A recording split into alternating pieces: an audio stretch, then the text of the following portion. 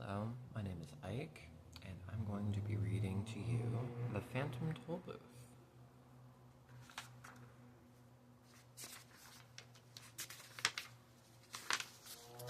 Chapter 1 Milo.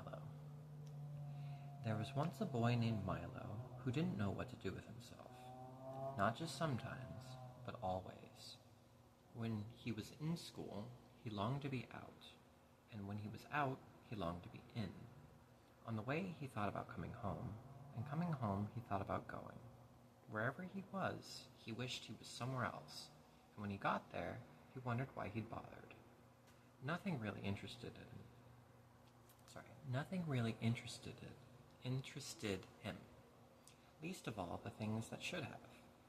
It seems to me that almost everything is a waste of time, he remarked one day as he walked dejectedly home from school. I can't see the point in learning to solve useless problems, or subtracting turnips from turnips, or knowing where Ethiopia is, or how to spell February.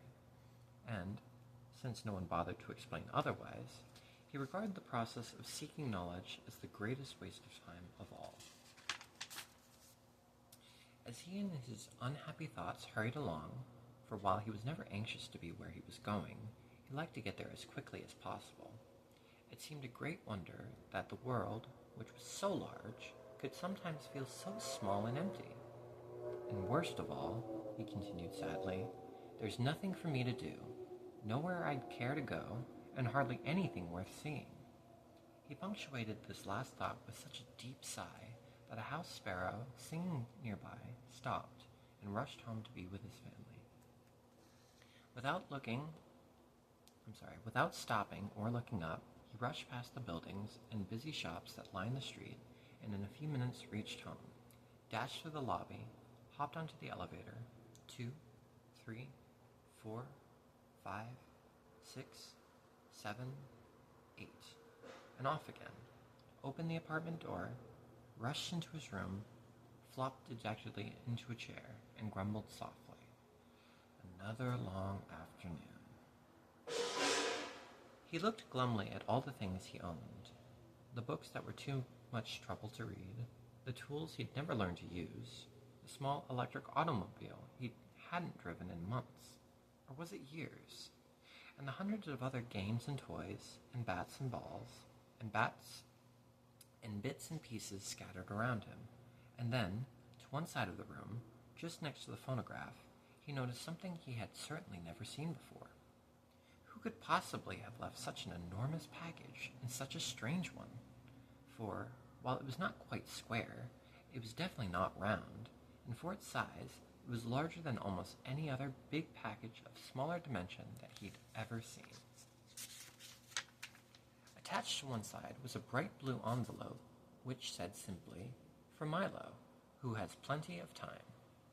Of course, if you've ever gotten a surprise package, you can imagine how puzzled and excited Milo was. And if you've never gotten one, pay close attention, because someday you might. I don't think it's my birthday, he puzzled, and Christmas must be months away. And I haven't been outstandingly good, or even good at all. He had to admit this even to himself. Most probably, I won't like it anyway, but since I don't know where it came from, I can't possibly send it back. He thought about it for quite a while, and then opened the envelope, but just to be polite. "One genuine turnpike toll booth," it stated, and then it went on.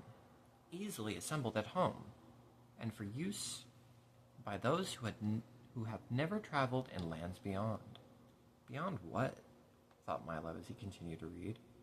"This package contains the following items. One genuine turnpike toll booth to be erected according to directions. 3 precautionary signs to be used in a precautionary fashion. Assorted coins for use in paying tolls. 1 map up to date and carefully drawn by master cartographers depicting natural and man-made features. 1 book of rules and traffic regulations which may not be bent or broken." And in smaller letters at the bottom it concluded, "Results are not guaranteed, but if not perfectly satisfied, your wasted time will be refunded." Following the instructions, which told him to cut here, lift there, and fold back all around, he soon had the toll booth unpacked and set up on its stand. He fitted the windows in place and attached the roof, which extended out on both sides and fastened on the coin box. It was very much like the toll booths he'd seen many times on family trips, except, of course, it was much smaller and purple. What a strange present, he thought to himself. The least they could have done was to send a highway with it, for it's terribly impractical without one. But since, at the time, there was nothing else he wanted to play with, he set up the 3 signs. Slow down, approaching toll booth. Please have your fare ready. Have your destination in mind, and slowly unfolded the map. As the announcement stated, it was a beautiful map in many colors, showing principal roads, rivers and seas, towns and cities, mountains and valleys, intersections and detours, and sites of outstanding interest, both beautiful and historic. The only trouble was that Milo had never heard of any of the places it indicated, and even the names sounded most peculiar. I don't think there really is such a country, he concluded after studying it carefully. Well, it doesn't matter anyway. And he closed his eyes and poked a finger at the map.